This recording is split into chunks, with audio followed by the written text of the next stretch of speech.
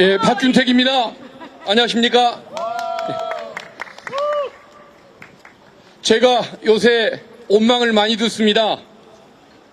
무죄가 확실하다고 그렇게 방송에 나가서 여러 번 얘기를 했는데 유죄가 선고되니까 많은 분들이 어디 분풀이 할 데가 없으셔서 그런지 판사한테 해야 할 전화를 저한테 하셔가지고 왜 무죄가 났냐고 항의를 많이 하시는데 참 너무 송구스러운 생각이 들지만은 아무리 생각해도 결과가 달라서 실망을 드리는 결과가 나온 것에 대해서 죄송하다는 생각은 같지만 아무리 살펴봐도 제 잘못은 아닌 것 같습니다. 무죄입니다, 무죄.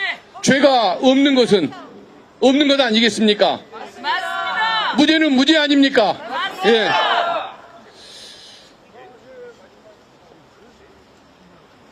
국토부가 협박을 했다.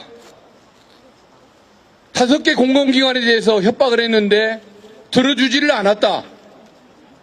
나중에 다시 백현동의 식품연구원 부지에 대해서 바꿔달라고 또 새로운 요구를 했다. 그래서 절반만 들어주기로 했다. 그게 준주거용지로 바꿔주는 것이었다는 얘기입니다. 국토부가 협박을 해서 바꿔주지를 않았다. 새로운 요구가 있었다. 절반만 다 빼버리고 협박을 해서 바꿔줬다라고 검찰이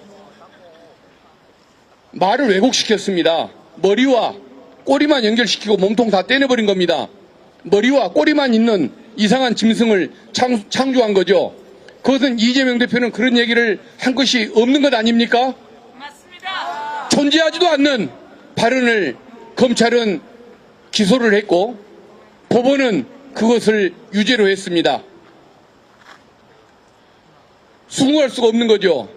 이런 현상에 대해서 제가 잘못했다고 반성을 해야 합니까? 그동안에 법원이 훌륭한 판결들을 많이 해왔습니다.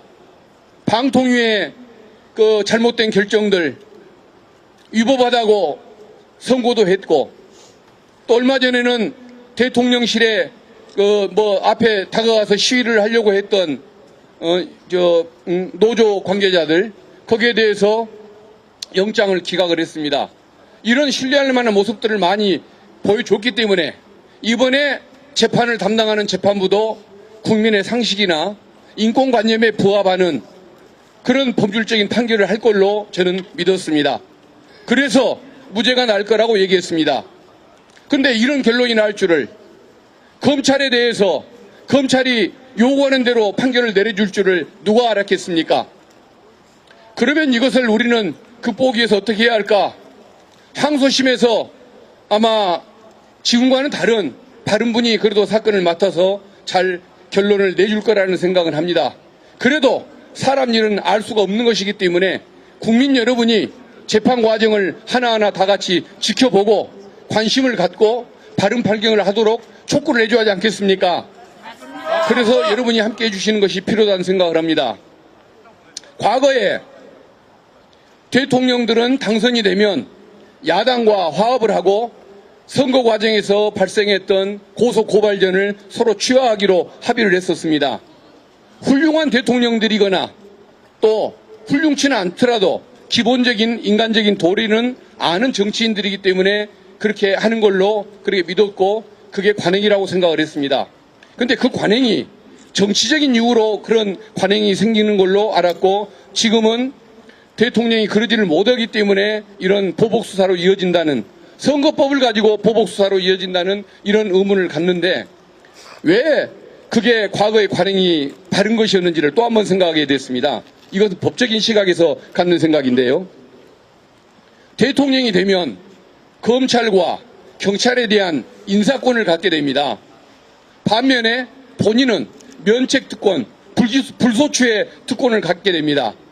불소추의 특권을 갖는 대통령이 자기가 임명하는 검찰과 경찰에 압력을 넣어서 야당을 상대로 야당 대표를 상대로 상대 후보를 상대로 기소를 하게 한다고 한다면 이것은 정치적인 보복이 헌법과 법률로 보장돼 버리는 결과가 아니겠습니까?